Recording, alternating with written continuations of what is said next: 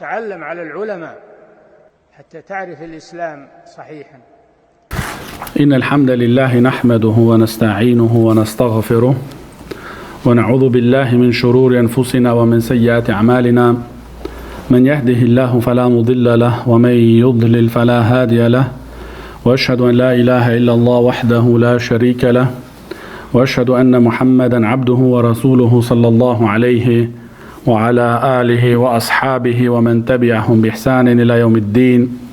أما بعد، فإن أصدق الحديث كلام الله، وخير الهدي هدي محمد صلى الله عليه وسلم، وشر الأمور محدثاتها، وكل محدثة بدعة، وكل بدعة ضلالة، وكل ضلالة في النار. وبعد، ne biidhnillahi ta'ala do vazhdojmë me këtë libër madhështor, libri I besimit, Kitabul Iman, nga Sahih Muslim, me shpjegim të dietarit kolosal Sheikh Rabia rahimahullah, dhe jemi te kapitulli Babu kaunil islami yahdimu ma qablahu wa kadha al-hijra wal hajj. Kapitulli Islami I fshin ato që kanë qenë para tij. Mëkatet, domethënë, Islami I fshin, po ashtu edhe hijreti dhe haxhi. Po ashtu edhe hijreti dhe haxhi. Në kapitullin e kaluar, në mësimin e kaluar, ishte kapitulli, domethënë, hel yu'akhadhu bi a'malil jahiliya. Domethënë, a merret njeriu në llogari për veprat që I ka bërë në kohën e jahilietit. Tash këtu renditja, dhe kjo tregon domethënë renditje e bukur domethënë të këtyre kapitujve dhe kuptimin e dietarëve, që tash pas këtij domethënë kapitullit vjen kapitulli domethënë Islami I fshi ato që kanë qenë para tij, po ashtu edhe hijreti dhe haxhi. Në këtë kapitull Imam Muslim rahimahullah ka përmend dy hadithe. Hadithi I parë është hadithi që lidhet me sahabiun e nderuar Amr ibn As radiallahu anhu. Dhe këtë ndodhi e transmeton Ibn Shumasa al-Mahri rahimahullah. Ku thot Ibn Shumasa se ishim të prezentuam ose shkum ta vizitojmë Amr ibn Asin ku ishte në çastet e fundit të jetës së tij. Do thonë ishin në prag të vdekjes. Shkum domethënë ta vizitojmë këtë sahabi të nderuar, Amr ibn Asin radiallahu anhu, dhe ai ishte domethënë në çastet e tij të fundit të jetës. Dhe çajti gjatë. Amri radiallahu anhu çajti shumë gjatë. Edhe e kthei fytyrën e tij kahmuri dhe vazhdoi me çajt. Atëherë biri I tij, djali I tij I thoshte: "O baba jem, a nuk të përgëzoi pejgamberi sallallahu alaihi wasallam me këtë edhe me këtë edhe me këtë?" Ja përmendte domethënë ato fjalët, lëvdatët nga ana e pejgamberit sallallahu alaihi wasallam për Amrin radiallahu anhu. Atëherë e kthei fytyrën ka njerëzit dhe I tha: "Inna afdala ma nu'iddu shahadatu an la ilaha illa Allah wa anna Muhammadan rasulullah." Atëherë tha Amri radiallahu anhu: "Atë ose më të mirën që kena përgatitur për këtë udhtim është shahadeti la ilaha illa Allah wa anna Muhammadun rasulullah." Kjo është gjë domethënë më e mirë që e kena përgatitur. Dhe pastaj vazhdon dhe thot: "Inni qad kuntu ala atbaqin thalath." Unë I kam pas në jetën time 3 faza. Shkon do thonë e tregon historikun e tij, historikun e jetës së tij, se në çfarë faza ka kalu në jetën e tij. E tregon fazën e parë dhe I thot djalit vet: "Ti më ke pamu dhe e din domethënë që e kum pas urrejtjen të madhe ndaj pejgamberit sallallahu alaihi wasallam.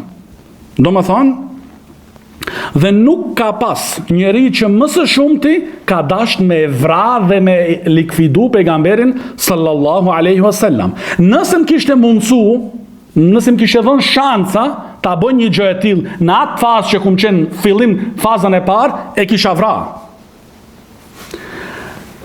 Falau muttu ala tilka al-hal, nëse kisha vdek në atë fazë, në atë situatë, në atë gjendje që isha, la kuntu min ahli an-nar, do të isha prej banorëve të zjarrit përgjithmonë.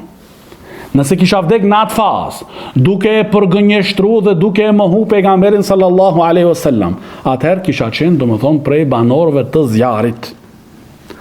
Pastaj e bëri Allahu subhanahu wa taala që zemra ime të hapet për Islamin. Allahu ma hapi zemrën për Islamin. Dhe i erdha pejgamberi sallallahu alaihi wasallam, emigrova drejt Medinës te pejgamberi alaihi salatu wasalam. Dhe i thash, mashtro dorën të ta jap besën. Edhe pejgamberi alaihi salatu wasalam ja shtroi dorën e tij të djathtë. Dhe thot Amri radiallahu anhu, faqabattu yadi, dhe unë e tërhoqa dorën time mas.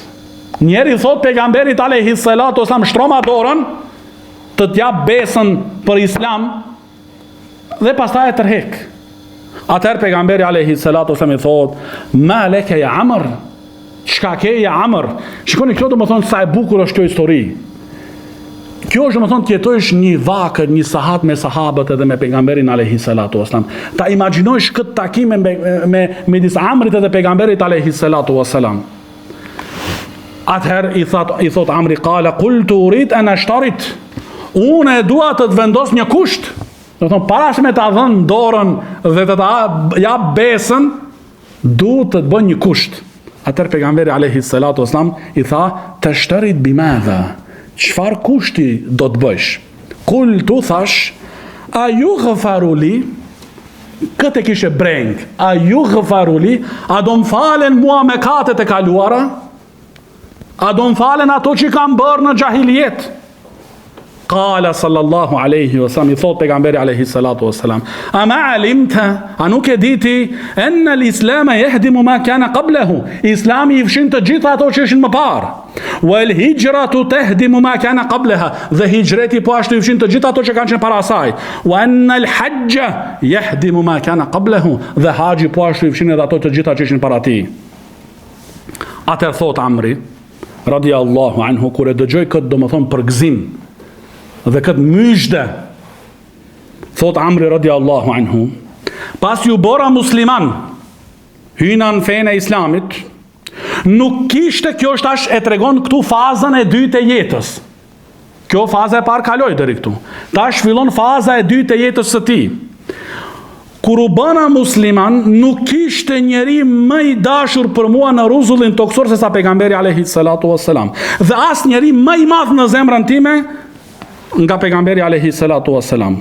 Dhe nga respekti të madh dhe nderimi të madh që e kisha për të, dhe dashurin të madhe që e kisha për të, nuk mundsham ja ngul shikimin. Nuk mundsham ja ngul shikimin pejgamberit sallallahu alaihi wasallam që ta shikoj pak më gjatë, të kënaqem duke shikuar, nuk mundsha kët. Nga respekti dhe dashuria. Shikoni sahabët si kanë qenë. Barakallahu fikum.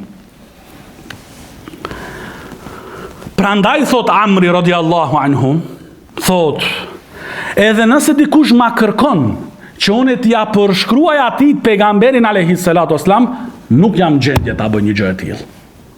Shikoni, do thonë, çfarë dashuri për pejgamberin alayhi salatu wassalam, sepse unë nuk mundsham ja ngul atit, domethënë, syt edhe ta shikoj gjatë. Dhe thot pastaj, lau muttu ala tilka al-hal la rajautu an akuna min ahli al-janna. Nëse kisha vdek në atë gjendje, duke pas atë dashuri për pejgamberin alayhi salatu wasalam, dhe atë respekt, dhe atë afrimitet, dhe me të duke u falur bashkë, me të duke dalë në xhihad bashkë, nëse kisha vdek në atë gjendje, la rajautu, kisha shpresu, do thon thot Sheikh Rabia, nuk e thot me vendosmëri këtu. Kisha shpresu të jesha prej njerëzve, prej banorëve të xhenetit. Pastaj e tregon fazën e tretë e jetës. Kjo është fazë pas vdekjes së pejgamberit alayhi salatu wasalam. Pas vdekjes tregon se thot unë ngarkova me disa detyra. Domethënë, se ishte edhe wali në Egjipt, do më thonë, e vendosi Omeri radiallahu anhu dhe Uthmani radiallahu anhu e kështu me radhë.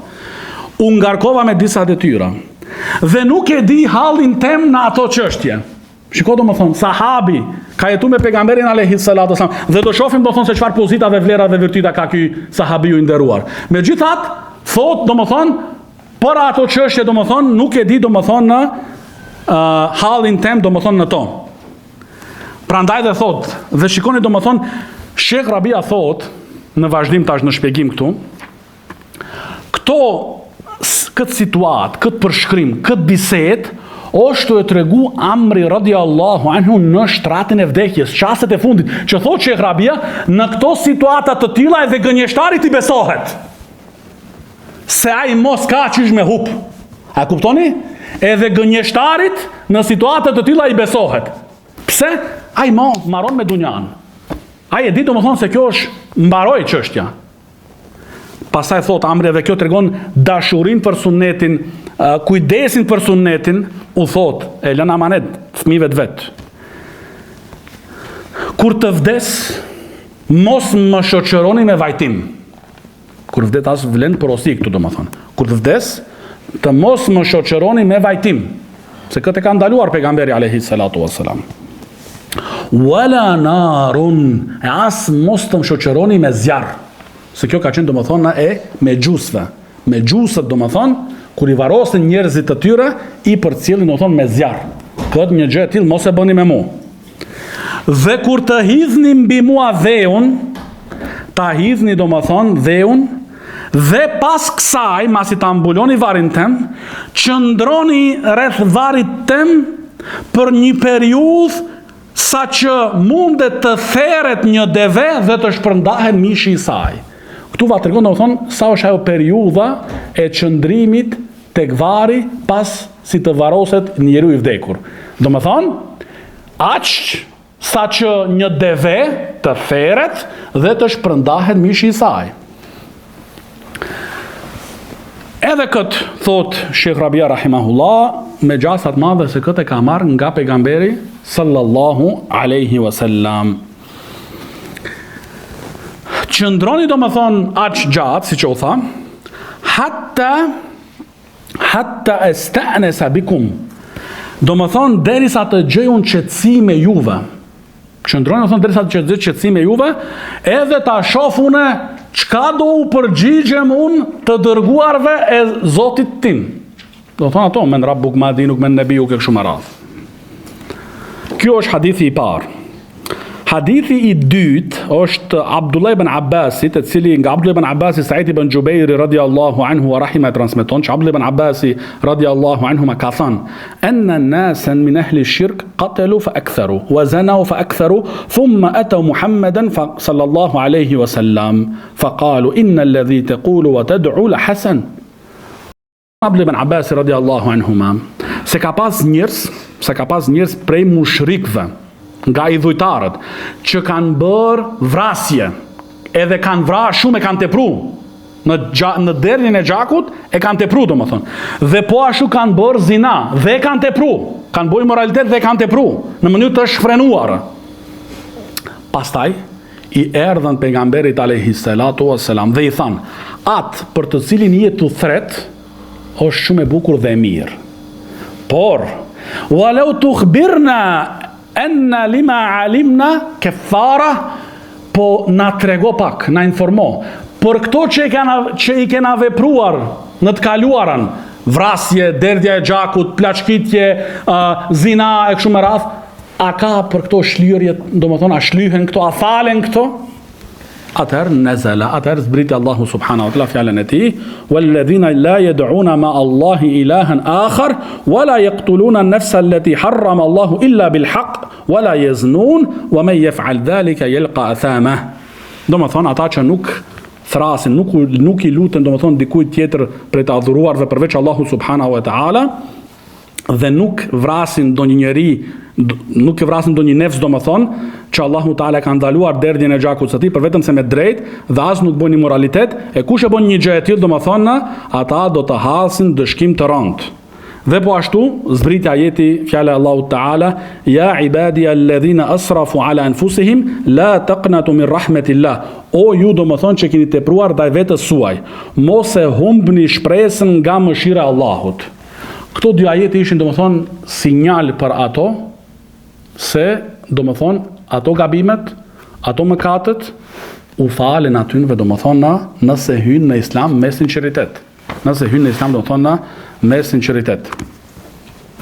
Tash vazhdon shejhu jon Sheikh Rabia rahimahullah me shpjegimin e këtyre dy haditheve dhe thot se në këtë kapitull ka sjellë Imam Muslimi dy hadithe, hadithi Amr ibn Asit dhe hadithi Abdullah ibn Abbasit radhiyallahu anhum, dhe që aludojnë domethënë se Islami i fshin të gjitha ato domethënë që kanë ndodhur më përpara prej mëkateve. Dhe po ashtu është shtesat e hadithi Amrit se dhe haxhi po ashtu dhe hijreti i fshin domethënë mëkatet që kanë ndodhur para asaj.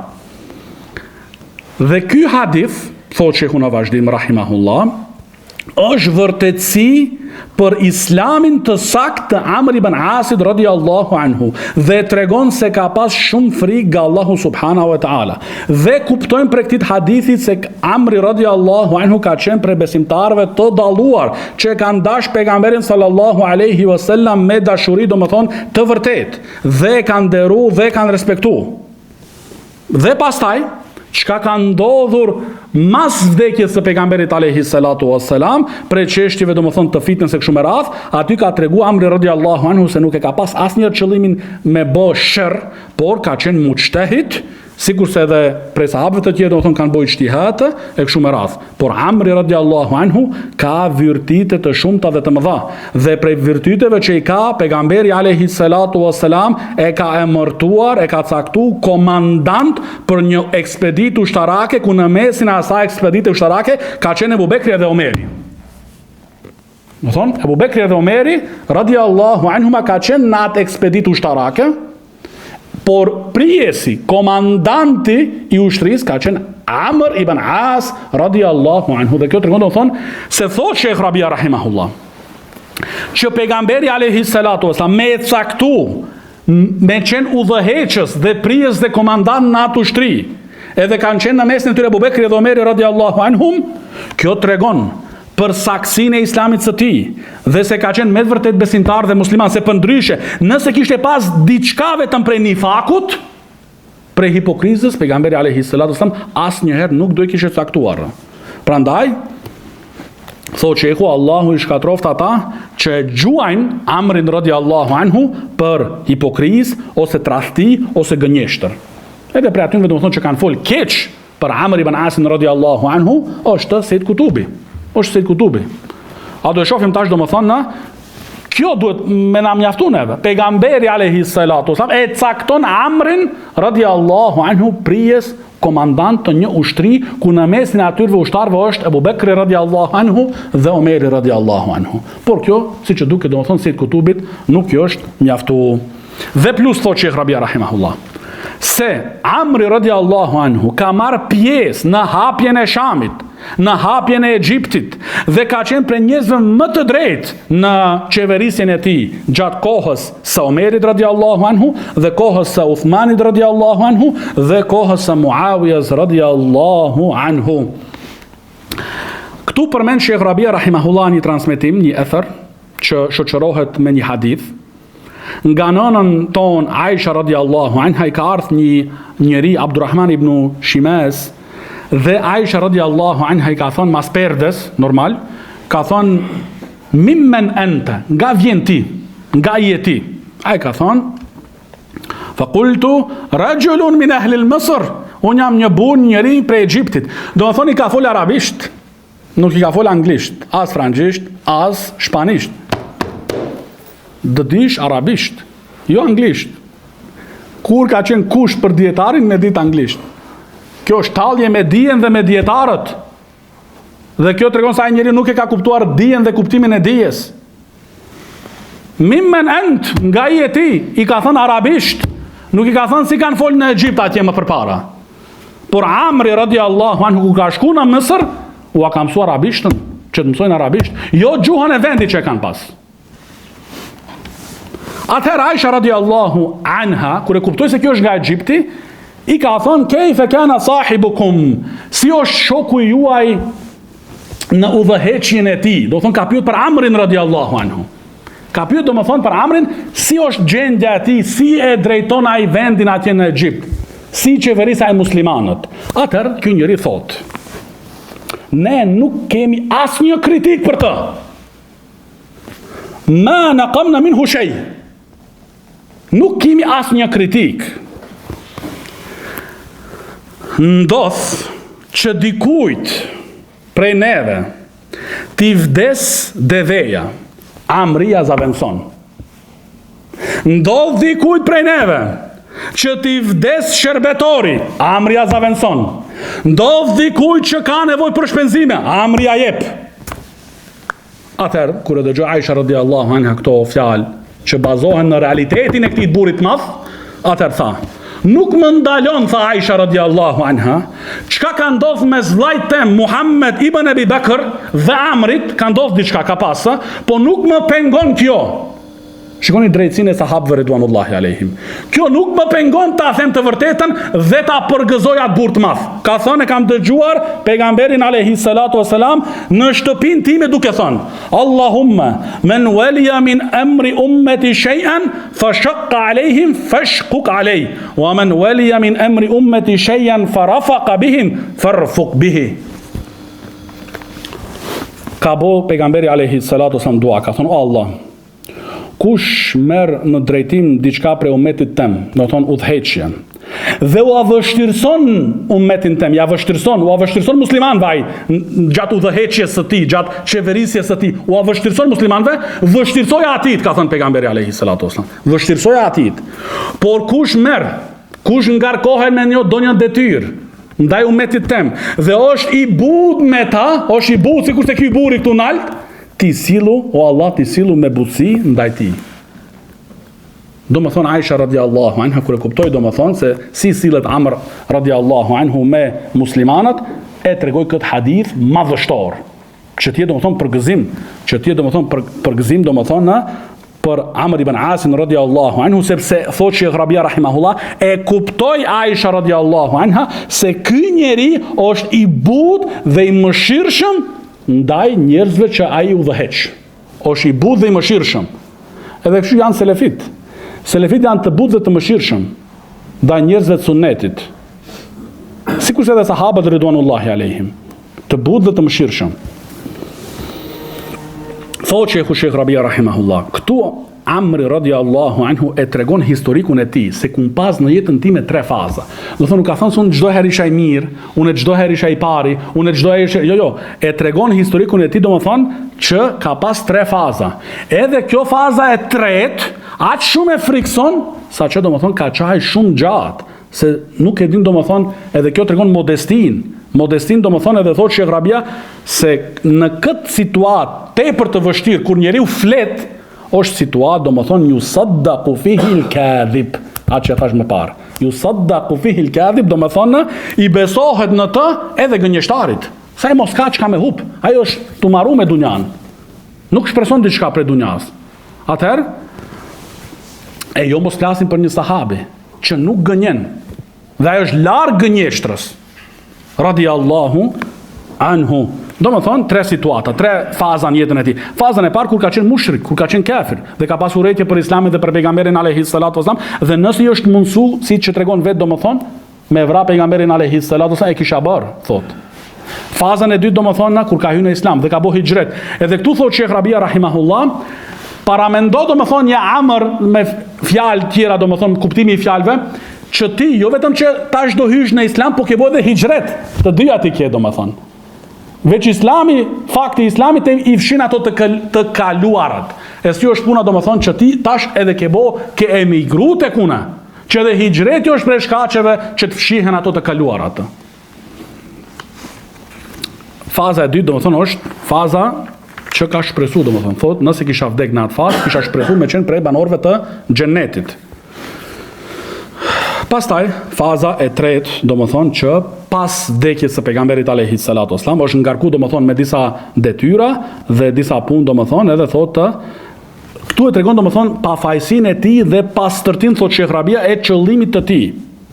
Dhe do më thonë pastërtia e qëllimit të tij, do të thonë nuk ka pas qëllim të keqen, nuk ka pas qëllim derdhjen e gjakut e kështu me radhë, por është i pastër prej këtyre akuzave që e akuzojnë armiqtë e sahabët të pejgamberit sallallahu alaihi wasallam. Dhe janë akuza të rënda që a bëjnë ata sahabëve të pejgamberit sallallahu alaihi wasallam. Kurse thot Shekhu Rabia rahimahullah, këtu shihet domethënë kjo situata, çastet e fundit që i përjeton të Amri radiallahu anhu, e tregon se dhe në çastet e fundit dhe çastet të vështira dhe të rënda, ai e zbaton të sunetin e pejgamberit alayhi salatu wasallam dhe e zbaton të Kur'anin gjatë jetës së tij, duke gjykuar me librin Allahu subhanahu wa taala në të gjitha çështjet e jetës së tij. Dhe po ashtu edhe mas vdekjes bile e zbaton sunetin e pejgamberit alayhi salatu wasallam. Pse? Valen porosi wasia fëmijëve të tij, domethënë që mos bëjnë asgjë që është në kundërshtim me sunetin e pejgamberit alayhi salatu wasallam, por ta zbatojnë me përpikshmëri sunetin e pejgamberit sallallahu alaihi wasallam. Dhe prej përgëzimeve që i ka thënë pejgamberi alayhi salatu wasallam për Amrin radiallahu anhu është aslama an-nas wa amana Amr ibn As. Aslama an-nas, njerëzit janë konvertuar në islam, janë bërë musliman, njerëzit janë bërë musliman, kurse Amri ka besuar. Amena, iman. Eslema, vjen dikush eslema, thot janë bërë musliman. Ajo që duket. Se ndoshta ka pas në periudhën e tij që disa njerëz për shembull eslema, e kanë shfaq islamin, që ndoshta në brendësinë e tyre kanë fsheh kufrin dhe nifakun. Por pejgamberi alayhi salatu wasallam thot wa amana Amr ibn As. Amena, do thonë, këto nuk është vetëm eslema, po amena, i ka hy imani, do thonë, zemrën e tij. Dhe kjo është lëvdat madhështore. Po ashtu ka thënë pejgamberi alayhi salatu wasalam, Ibn al-As mu'minan. Bijat e Asit, dy fëmijët e Asit janë besimtar. Nuk ka thënë musliman. Nuk ka thënë se musliman. Janë besimtar. Kush janë ata? Amri radiallahu anhu dhe vllai i tij Hishami radiallahu anhu. Pra do më thonë, pejgamberi alayhi salatu wasalam ka vërtetu këtu se ata me të vërtet do më thonë kanë besu në Allahu subhanahu wa ta'ala, dhe këto përgëzime do më thonë janë përgëzime do më thonë që ndërlidhen me çështjet e ahiretit, dhe kjo tregon do më thonë sinqeritetin e tij, sinqeritetin e Amrit radiallahu anhu në imanin e tij, se ka hy do më thonë me përkushtim dhe sinqeritet në fenë Allahu subhanahu wa ta'ala. E pastaj do më thonë edhe tregon se aq shumë do më thonë ka pas respekt dhe turp para pejgamberit sallallahu alaihi wasallam, sa që nuk ka pas mundësi do më thonë me shiku pak gjatë. Edhe kjo tregon prap, thot Shekh Rabia rahimahullah, se një gjë e tillë do më thonë e çon vetëm njeriu i cili e ka imanin sadiq, e ka do më thonë besimin të vërtet dhe të sinqert. Se ndryshe do më thonë nuk e bën një njeri që nuk është i sinqert në besimin e tij. Dhe prap tu ka thënë la rajautu, kisha shpresuar do më thonë me qenë ajo si faza e dytë të jetës. Kisha shpresuar do më thonë me qenë prej banorëve të xhennetit. Pra thotë Shekh Rabia rahimahullah, nuk i ka thënë do më thonë në mënyrë të prerë, jezm, po la rajautu, kisha shpresuar do më thonë. Kisha shpresuar. E jo sot vjen dikush pak bën diçka prej fesë. Se njënin në shatin tem para do vitem treguan, njëni s'ka shku në xhuma, e ky tjetri që ka shku, vetë xhuman e falaj, vetë xhuman. Edhe ky tjetri i thot atij, domethënë jo që është sakt, kjo po mes atynve domethënë biseda, Allahu ta pranoft. E ky tjetri që ka fal xhuman e thon unë e di se Allahu më pranon, po di çka do bësh. Dhe me kësa, ky tjetri unë jam i sigurt, pjesa ime ti mos u shqetëso ose mos u bë merak. Po me gjeshën tënde do më thonë mërzitu dhe bënu merak. Me një xhuma, do më thonë as 5 namaze, as praktikimit sunnetit, shikoni sahabët e pejgamberit alayhi salatu wasallam. Prandaj do më thonë muslimanët duhet të edukohen do më thonë me historitë e sahabëve ridwanullahi alayhim, që të shohin do më thonë se si kanë qenë sahabët ridwanullahi alayhim.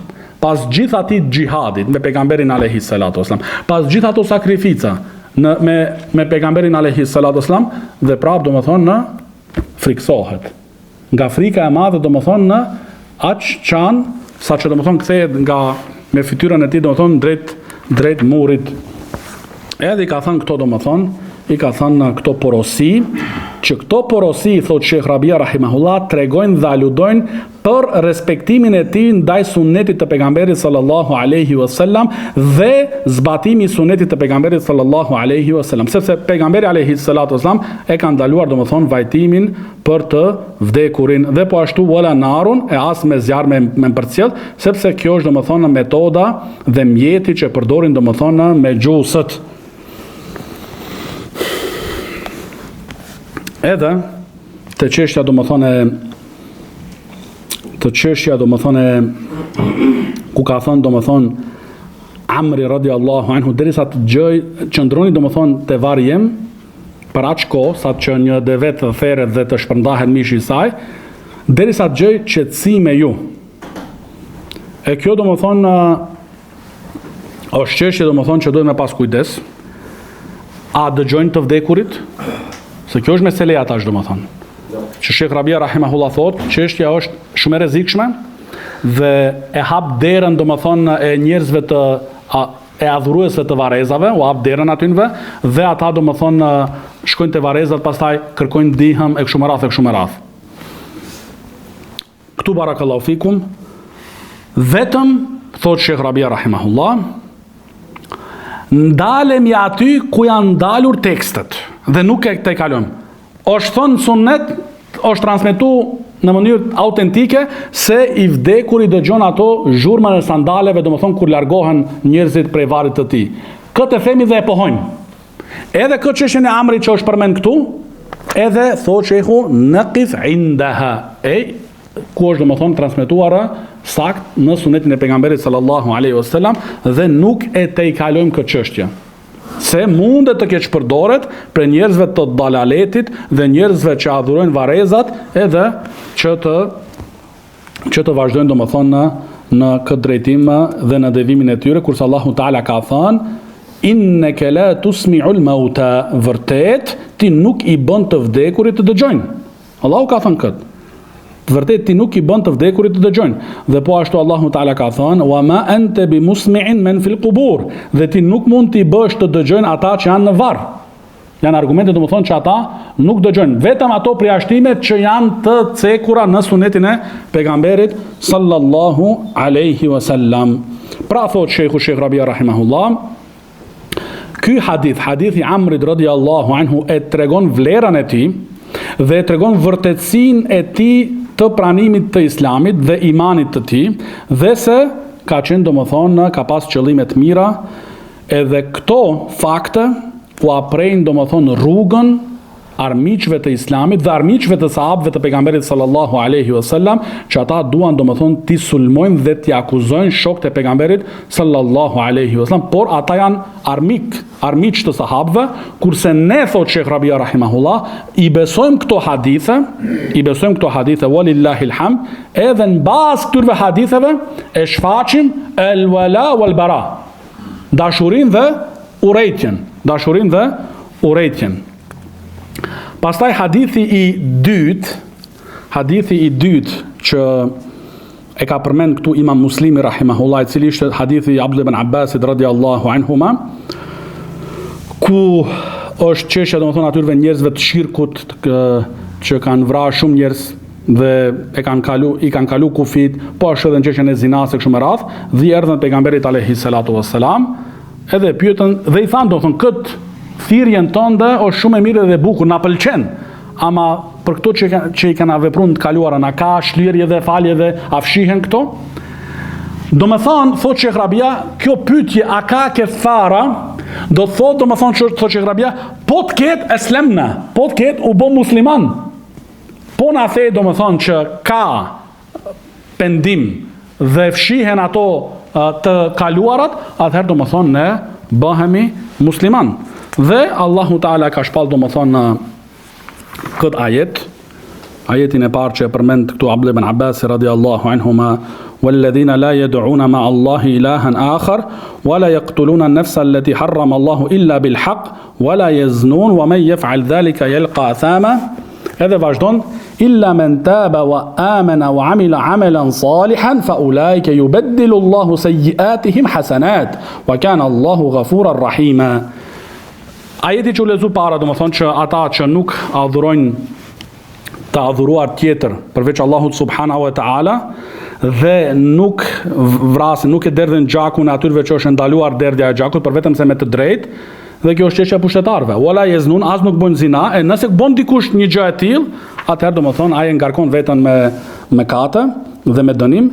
Pastaj thot Allahu taala illa man taba, përveç atyre që pendohen, wa amana dhe ka besu, wa amila amalan salihan dhe ka bërë vepra të mira, fa ulaika yubaddilu Allahu sayyi'atihim hasanat. Allahu aktyrve njerëzve azavenson të këqijat e tyre në të mira.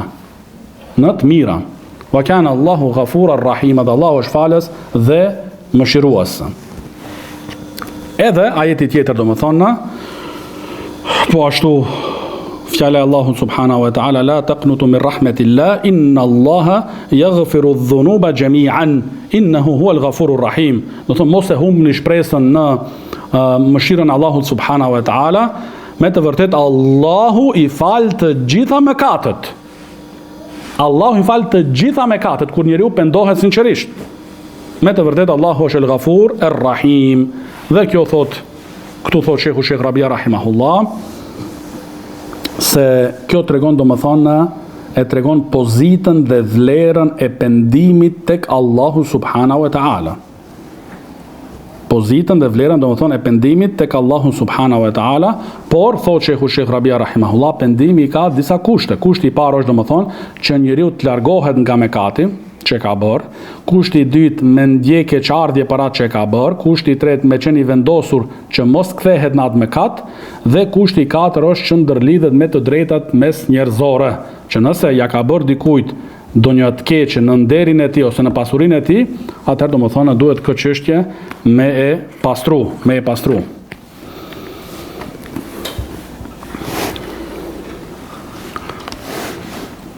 Pastaj kapitulli i radhës, ku thot el-Hafidh an-Nawawi rahimahullah, babu bejani hukmi amali al-kafiri dhe aslama ba'dahu. Do më thonë kapitulli në lidhje me veprat e qafirit që i ka bërë në gjahiljet e pastaj bëhet musliman. Veprat e mira do më thonë këtu. Në lidhje do më thonë me veprat e mira të qafirit, pasi që të bëhet musliman, a i llogariten si veprat mira pastaj në islam ato të mira që i ka bërë në gjahiljet ose jo? E kuptu do më thonë që është temën e kapitullit? Këtu, po ashtu, Imam Muslimi rahimahullah ka sjell do më thonë realisht 4 hadithe që ndërlidhen do më thonë me një histori, po ka disa shtesa në secilin transmetim. Edhe normal sinxhiri ndryshon do më thonë në transmetime. Njëni transmetim është do më thonë nga Ibn Shihab, Muhammed ibn Shihab az-Zuhri, nga Urwa ibn Zubair, enna Hakim ibn Hizam radiallahu anhu i ka treguar do më thonë se ai i ka thënë pejgamberit alayhi salatu wasalam, do të thonë Hakim ibn Hizam i ka thënë pejgamberit alayhi salatu wasalam, ara'ayta umuran kuntu atahannathu biha fil jahiliya hal li fiha min shay. I ka thënë Hakim ibn Hizam radiallahu anhu pejgamberit alayhi salatu wasalam, respektivisht e ka pyetur pejgamberin alayhi salatu wasalam, i ka thënë për veprat si mendon ose çka mendon për veprat, për ibadetet e tahannath e ta'abbud është domethënë veprat e mira që kanë bërë në jahiliet. A kam hisën ato të mirat pasi që kam hyrë në islam? Atëri ka thënë pejgamberi alayhi salatu wasalam, faqala lahu Rasulullah sallallahu alaihi wasallam, aslamta ala ma aslafta min khair. E ke pranu islamin mbi bazën e të gjitha veprave të mira që i ke bërë më parë.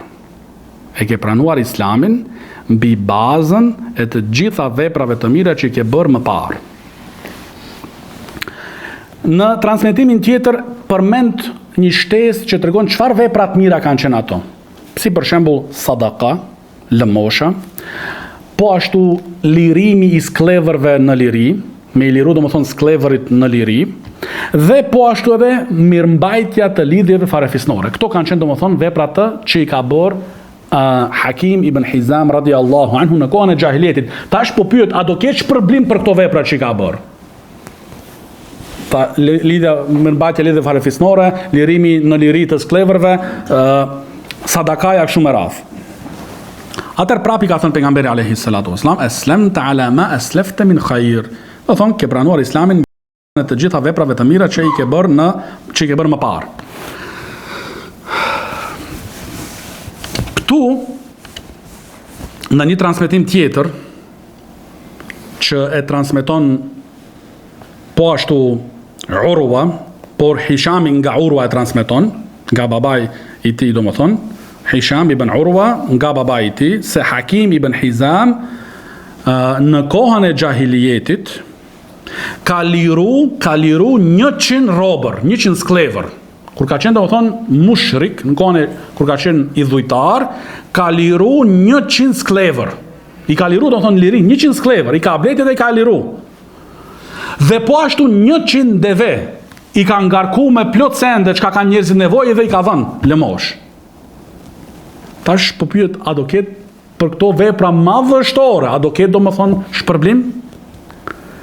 Dhe kur ka hyrë në Islam, ka thënë Hakimi radiallahu anhu, atë që kam bërë në kohën e gjahiljetit nuk dua ta lej tash në Islam. Edhe prap, ka morë 100 sklever i ka liru. Këta në sahabët e pejgamberit alayhi salatu wassalam. I ka morë 100 sklever i ka liru. Dhe i ka blejt deve, i ka mbush 100 deve, do më thonë, me nevoja që ka kanë, edhe i ka dhënë fisabilillah, thot Sheikh Rabia, rahimahullah. Ne duhet me këta me u identifiku, barakallahu fikum, me sahabët e pejgamberit alayhi salatu wassalam. Jo me turlifar njerëz, do më thonë, të devijuar dhe të shkatruar dhe qafira dhe kujti çfarë. Me sahabët e pejgamberit alayhi salatu wassalam. Vazhdon Sheikh Rabia rahimahullah në shpjegimin e këtij hadithit dhe thot se disa prej dietarëve ose prej shpjeguesve të Sahih Muslimit kanë hasur domethënë në një ishkal, një problematik u ka dal me këtë hadith, domethënë se si të pranohen veprat e një idhujtari që i ka bërë në kohën e idhujtarisë kur ka qenë. Veprat të mira, domethënë, si të pranohen, domethënë. Edhe kanë thënë ata shurrah, ato shpjeguesit e këtij hadithit, se ky hadith, ajo që duket prej këtij hadithit, i kundërshton bazat e kësaj fesë. Pse? Se prej bazave të kësaj fesë është që vepra e qafirit nuk pranohet. Tash bonu burë dhe hynë këtë fush këtu. Këtu hynë vetëm kalibri si Sheikh Rabia rahimullah. Zakonisht do më thonë, shumë për shpjeguesve nuk i përmendin këto çështje. Barakallahu fikum. Po Sheikh Rabia e ka arritur, do më thonë, gradën e mujtahid. Sheikh Rabia rahimullah e ka qenë në gradën e mujtahidit. Edhe, do më thonë, këtu flasim, do më thonë, shpjegues për dietarëve të mëdhej, që kanë thënë, do më thonë, se ky hadith është në kundërshtim me bazat e fesë. Baza këtu konkretisht është, do më thonë, që veprat e një qafiri, do më thonë, nuk pranohen. Kurse ky hadith përmban, ajo që duket për këtë hadithit, përmban, do më thonë, se veprat e tij që i ka bërë në ditët kur ka qenë kafir, i shkruhen pastaj. I shkruhen, do më thonë, si të mira. Edhe kanë thënë, do më thonë, thotë Sheikh Rabia, kanë pretendu ata, fazamu, kanë bërë pretendim se kjo çështje, do më thonë, i kundërshton bazat e kësaj fesë. Dhe e kanë shtrembu, do më thonë, hadithin. E kanë shtrembu. Dhe kanë thënë, do më thonë, kuptimi i hadithit është, ai që ka bërë veprat mira në gjahilijet, fiton tipare të mira. Që këto tipare të mira janë si parahyrje, do më thonë, që ti pastaj me pranu islamin. Shënë, do më thonë, edhe nuk janë shpjegime të lehta, që ti edhe gjon këtë mendon po. Janë tipare, do më thonë, që ai që ka bërë, do më thonë, marrëdhënie familjari, ka mbajtur marrëdhënie farefisnore, ka dhënë sadaka, ka liru njerëz në liri, janë, do më thonë, çështje që njeriu fiton tipare të mira. Edhe Këto tipare të mira janë si hyrje, domethënë, si para hyrje, si para pregaditje, domethënë, për pranimin e Islamit. Disa të tjerë kanë thënë prej shpjeguesve se njeriu fiton lëvdata të mira për këtë, ose domethënë i përhapet emri për të mirë. Kjo është domethënë, i përhapet emri për të mirë, si në xahiliet e pastaj edhe në Islam. Dhe mendimi i tretë, thot Sheikh Rabia rahimahullah, se kanë thënë dietarët, nuk ka asnjë pengesë që atij t'i shkruhen atij veprat mira pasi që ai e pranon Islamin. Pasi, do të thonë, kushti është këtu, pasi ai të hinë në Islam dhe Islami i tij të jetë korrekt dhe i saktë. Nuk ka pengesë, domethënë. Nuk ka pengesë që atij t'i pranohen veprat e mira që i ka punuar në kohën kur ka qenë, domethënë, i dhujtar dhe kafir. Po, pasi që hinë në Islam, ato domethënë i llogariten si veprat mira. Dhe kjo është domethënë fa hadha zahirul hadith. Kjo është domethënë ajo që duket prej këtij hadithit. Kjo është ajo që duket domethënë dhe kuptohet prej këtij hadithit. Dhe po ashtu e përmend Sheikh Rabia rahimahullah një hadith tjetër këtu të Imam Malikut rahimullah, që transmetohet nga Ebu Said el-Khudri radiyallahu anhu, që pejgamberi sallallahu alaihi wasallam ka thënë që kur njeriu bëhet musliman dhe Islami i tij domethënë bëhet i mirë dhe i bukur, atëherë i shkruhen atij edhe veprat mira që ka bërë më herët. Kjo është fjala e pejgamberit alayhi salatu wasallam, që i shkruhen atij pastaj edhe veprat mira që i ka punuar domethënë në më herët. Çka është më herët? Kur ka qenë kafir. Kur ka qenë domethënë në kafir. Por kjo, në bazë këtyre të haditheve, thot Sheikh Rabia rahimahullah, kjo ndodh domethënë kur njeriu domethënë masi që hyn në Islam. Është ky kushti domethënë, që Allahu Teala nga mirësia e tij domethënë dhe dhuntia e tij domethënë i shkruan ato veprat mira që ai ka bërë domethënë në xahilietin e tij. Dhe këtë mendim e kanë pasi mendim më të saktë el-Hafidh an-Nawawi rahimullah dhe el-Hafidh Ibn Hajar al-Asqalani rahimullah dhe disa të tjerë prej dietarëve. Prej atyre dietarëve po ashtu që kanë pasur këtë mendim është muhadith i kohës, imami i kohës son, Imam el-Albani rahimahullah. Dhe këtu e përmend Sheikh Rabia rahimahullah fjalën e Imam el-Albanit rahimahullah, që vërteton domethënë se nëse ai njeri i cili ka qenë kafir dhe ka bërë vepra të mira pastaj hyn në Islam, atëherë domethënë ato vepra të mira i shënohen, i shkruhen atij nga mirësia e Allahut subhanahu wa taala. Dhe disa prej dietarëve kanë thënë, kanë ndërlidhur sikurse të çështja e atij personit që bën vepra të mira, pastaj është i paaft në një periudhë të caktuar shkaku i smundjes ose udhëtimit dhe nuk i bën ato vepra, po Allahu ja shkruan sikur se i bën. Sikur se i ka bërë. Kjo nga mirësia e Allahut subhanahu wa taala. E kuptuat këtë?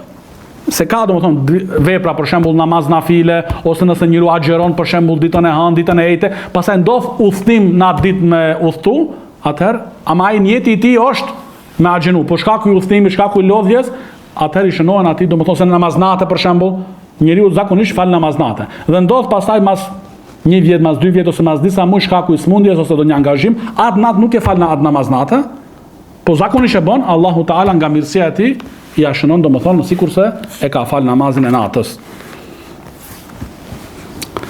Pastaj disa prej të tjerëve, ka thënë thot Sheikh Rabia rahimahullah, kanë thënë sikurse është edhe te çështja e njerëzve të librit, që atyve domethënë jepet shpërblimi 2 herë. Edhe në kohën domethënë kur kanë qenë kapur pas Injilit, edhe në kohën domethënë kur janë bërë musliman. Po Sheikh Rabia thotë, kjo argumentim nuk është i saktë. Dhe pse e ka këtë mendim Sheikh Rabia? E kuptuat? Domethënë, disa prej dietarëve kanë thënë që është argument se atit, domethënë veprat e mira i shkruhen kur hyn në Islam, është argument sikurse çështja e njerëzve të ehlul kitabit, njerëzve të librit, që ata e kanë 2 herë shpërblimin. Një herë domethënë para që kanë pasu Musain alayhi salatu wasalam dhe Isa alayhi salatu wasalam dhe pejgamberët e Benu Izrailve. Pastaj, më vonë kur janë bërë musliman, domethënë kur e kanë pasuar pejgamberin alayhi salatu wasalam dhe kanë besuar Kur'anit, atëherë domethënë i shkruhet 2 herë shpërblimi. Sheikh Rabia thot rahimahullah, argumentimi këtu nuk ka vend. Pse? Sepse ehlul kitab që u jepet shpërblimi 2 herë, është për qëllim ata kanë qenë besimtar haqqan, kanë qenë besimtar të vërtet ata. Para se të gjenë pejgamberi alayhi salatu wasalam, ata e kanë pasu domethënë Musain alayhi salatu wasalam dhe Isan alayhi salatu wasalam dhe pejgamber të Beni Israil në mënyrë të përpikme. Ata kanë qenë besimtar. Nuk kanë qenë domethënë ata qafira, idhujtar, pastaj janë bërë, jo, kanë qenë tamam besimtar ata. Dhe për atë që ata që pasojnë pejgamberin alayhi salatu wasalam, pasi që ka ardhur pejgamberi alayhi salatu wasalam dhe jo shpallur Kur'ani, atëherë kanë shpërblimin dy herë. E thotë Sheikh Rabia rahimahullah, nëse nuk kishin besuar pejgamberit alayhi salatu wasalam, mas ardhjes së tij, atëherë veprat që kanë bërë atëherë në kohën që kanë pasuar, domethënë Teuratin, ishin shkuar domethënë në kot. Ishin shkuar kot. Sepse u ka ardhur domethënë Muhamedi sallallahu alaihi wasallam që janë të përgëzuar në librat e tyre dhe nëse kanë mohu atëherë domethënë në veprat e tyre janë të shkatruara dhe nuk pranohet. Dhe ata prej dietarëve, thotë Sheikh Rabia rahimahullah, disa prej dietarëve kanë thënë domethënë se ajo veprat që i ka bërë domethënë ai njeri në kohën e kufrit së tij nuk i pranohen domethënë pastaj kur hyn në Islam ose nuk i shkruhen, e kanë marrë si argument fjalën e Allahu Teala walladhina kafaru a'maluhum kasarab. Ata domethënë që kanë mohu, veprat e tyre janë domethënë nuk kanë vlerë, janë iluzion. Ata që kanë walladhina kafaru, ata që kanë bërë kufër, veprat e tyre janë domethënë iluzion, nuk kanë vlerë. Thotë Sheikh Rabia rahimahullah, ky ajet zbatohet kjo ajet për atë njeri i cili vdes në kufër, e jo që hyn në Islam. E jo që hyn domethënë në Islam. Dhe po ashtu e përmend Sheikh Rabia rahimahullah, kjo është një perl këtu në këtë pjesë, hadithin fjalën e pejgamberit alayhi salatu wassalam, el imanu yajubbu ma qablahu. Imani, besimi i shlyn mëkatet e mëparshëm. Domethënë këtu, thotë Sheikh Rabia, është thënë në këtë hadith, imani i vërtet, besimi i vërtet, i shlyn mëkatet e mëparshëm, do të thotë domethënë mëkatet, jo veprat mira. Jo veprat mira, domethënë. Jo që ato shlyhen, asgjësohen, fshihen, nuk numrohen, por është fjala, domethënë të çështja e mëkateve, e gjunaheve. Pastaj thotë shehu se në këtë temë ndërlidhen një çështje të fikut, një mesele fiqhia. Dhe ajo është domethënë kur muslimani e bën haxhin, pastaj bën ridda, del prej fesë. Kur kthehet pastaj në Islam, a duhet edhe një herë me bë haxhin? Jo. Po, kjo është mendimi i saktë. Po, ky është mendimi i saktë, sipas Sheikh Rabias, edhe thotë Sheikh Rabia rahimahullah se këtë mendime ka pas se nuk duhet domethënë me përsërit haxhin, Imam Shafiu dhe po ashtu Imam Layth ibn Sa'd rahimahullah dhe po ashtu Ibn Hazm rahimahullah dhe disa dietar të tjerë, kurse Abu Hanifa dhe Maliku e kanë pas mendimin domethënë se duhet me përsërit.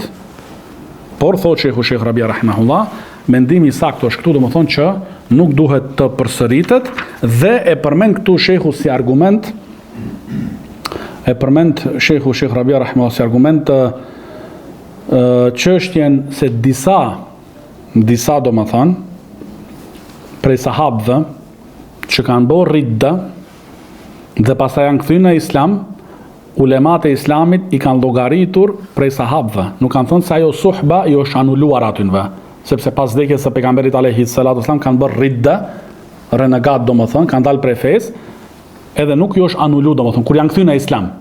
Pasi kuptoj domethënë kjo është argument i fuqishëm domethënë, që ato disa domethënë që kanë bërë ridda, pasi që janë kthyer në Islam, prap dietarët e Islamit i kanë llogaritur domethënë në mesin domethënë e sahabëve të pejgamberit sallallahu alaihi wasallam. Thotë Sheikh Rabia rahimahullah se ky sahabiu që është përmend këtu dhe e ka bërë këtë pyetje, në biografinë e tij përmendet se Hakim ibn Hizam ka jetu 120 vjet. 120 vjet ka jetu. Ky sahabiu i nderuar radiallahu anhu ka jetu 120 vjet. 60 vjet në gjahiliet, 60 vjet në Islam. 60 vjet në Islam dhe 60 vjet domethënë para saj në xahiliet, dhe prej virtyteve të tij është lindur te Çabja. Domethënë aty afër Çabes, aty e ka lindur nëna e tij. Është lindur domethënë afër Çabes. Edhe dihet domethënë kjo çështja e sadakas, e dhënjes domethënë në rrugën e Allahut subhanahu wa taala ka qenë i njohur domethënë edhe në kohën e xahilietit, e po ashtu domethënë është shtuar edhe më shumë çështja kur është bërë domethënë në musliman, Ky sahabiu i nderuar Hakim ibn Hizam radiallahu anhu wa rahima, prej virtyteve të tij është domethënë se i ka shku pejgamberit alayhi salatu wasalam dhe i ka kërku ndihmë. I ka shku pejgamberit alayhi salatu wasalam dhe i ka kërku domethënë ndihmë. Edhe pejgamberi alayhi salatu wasalam i ka dhënë. Pastaj prap i ka kërku, fa ata, prap i ka dhënë. Pastaj prap i ka kërku, prap i ka dhënë. Do me thënë, nuk ka thënë pejgamberi alayhi salatu wasalam se është ndaluar me marr para prej selefive për kontributin e xhamisë dhe çështjen e davetit. E kuptu tash? Këtu nëse ishte diçka e ndaluar që ata bandat e Alban Male dhe Jetën Shasivari dun ta shfaqin çështjen se qenë ka ndalume që selefit ndërmjet vete ta ndihmojnë njërin tjetrin, atëherë kjo është çështja. Ky sahabiu i nderuar ka shku te pejgamberi alayhi salatu wasalam dhe i ka kërku, dhe i ka dhënë, dhe i ka kërku prap, dhe i ka dhënë, dhe i ka kërku dhe prap i ka dhënë. Nuk i ka thënë është ndaluar, është haram. Edhe unë e çuditem edhe tash vjen ajo pjesa me këta njerëz të raskapitur, të devijuar, të shkatruar, ata nuk mësojnë, nuk reflektojnë hiç domethënë. Ata shumë mirë e dinë, këtë akuse kanë pas për xhemalin 2013-2014 në Medinë. Muhammed bin Hadi u tha: "Nëse më vjen mu xhemali, më kërkon parë, unë nëse kam japë, unë jap atij parat. E nëse s'kam i them, o veledi, o djalijem, bo sabër, më shko te hizbit, më shko te bidaçit, po ndërmjet selefive ta rregullosh këtë punë." Këtë va tha domethënë ftyru a plasi. Këta prap domethënë në kasetën e vjetër, s'kan çetërsen. Edhe pejgamberi alayhi salatu wasalam i ka thënë Hakimit radiallahu anhu: "O Hakim, ky mal, kjo pasuri domethënë është e ëmbël dhe tërheqëse. Kush e merr atë me zemër të kënaqur, Allahu jep beriqet." Kush e merr atë me zemër të kënaqur, Allahu jep beriqet. E kush e merr me lakmi dhe me sy të pangopur, Allahu nuk jep beriqet. Është sikurse puna e atit që është të ngron bukë dhe nuk ngopet. Dhe i ka thënë se dora e lartë është më e mirë se dora e ulët. Atëherë Hakimi radiallahu anhu është betu domethënë se nuk kam ja kërku askujt pas pejgamberit alayhi salatu wasalam asgjë. Dhe kur e ka marr khilafetin Abu Bekri radiallahu anhu e ka ftu, hajde me ta dhën hisën tënde, nuk ka shku me e marr. Kur e ka marr Omeri radiallahu anhu khilafetin e tij dhe ka ftu me ja dhën hisën e tij dhe nuk ka shku me e marr, se jo shkujtu domethënë çish është betu dhe çish ka thënë domethënë në atëherë. Do thotë domethënë Abu Bekri e ka ftu domethënë me ja dhën ta ndihmon njërin tjetrin, selefit, ehlu sunna wal jamaa. Omeri e ka ftu me i dhën, hajde ta marrësh hisën tënde, që ta ndihmon njërin tjetrin. Kjo ti ishte diçka e ndaluar, ti ishte diçka që është haram, atëherë nuk e kishin bo sahabët e pejgamberit alayhi salatu wasalam, e as mos flasin domethënë në krye të sahabëve Abu Bekri radiallahu anhu dhe Omeri radiallahu anhu.